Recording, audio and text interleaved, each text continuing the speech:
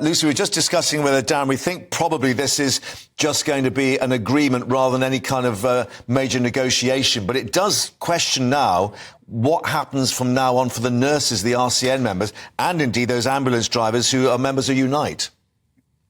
Yeah, it changes the tone of things indeed. But as we've seen, the Royal College of Nurses and Unite are digging in, and they are still very angry and indeed have said they will reballot their members later on this month for more strike action, which their mandate just ended and was deemed illegal, wasn't it? So, and it sort of begs the question, where does it go now?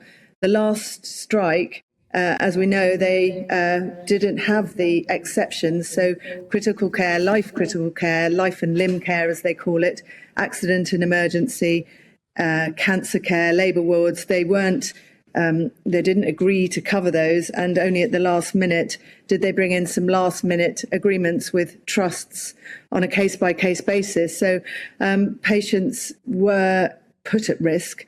And I know I've spoken to health bosses who are just desperate.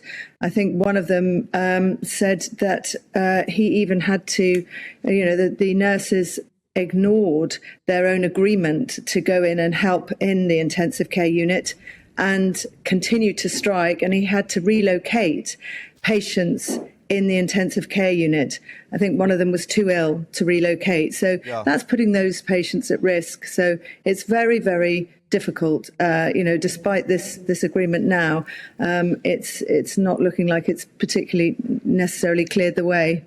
Yeah, I think Colchester Hospital was actually reporting that situation where they were unable to get that extra care. I mean, Dr. Tim Cooksley, President of the Society of Acute Medicine, saying that, it's now an eternal winter in terms of trying to provide acceptable care. And then this interesting assessment by Dr. Peter Carter, former leader of the RCN, that nurses themselves perhaps are growing tired of this because they see what is happening directly in terms of providing critical care cover.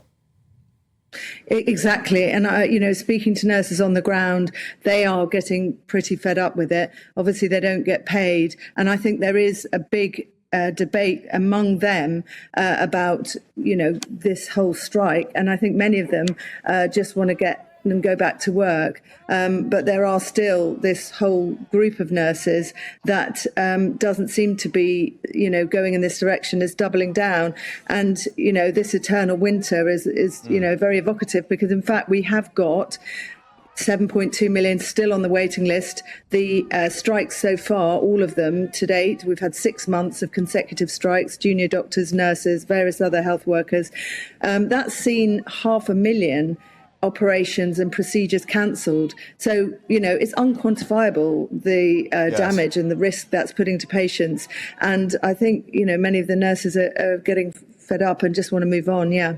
OK. Lucy, thank you very much indeed for your assessment. Of course, we'll see what emerges from this staff council underway as we speak. Thank you very much indeed.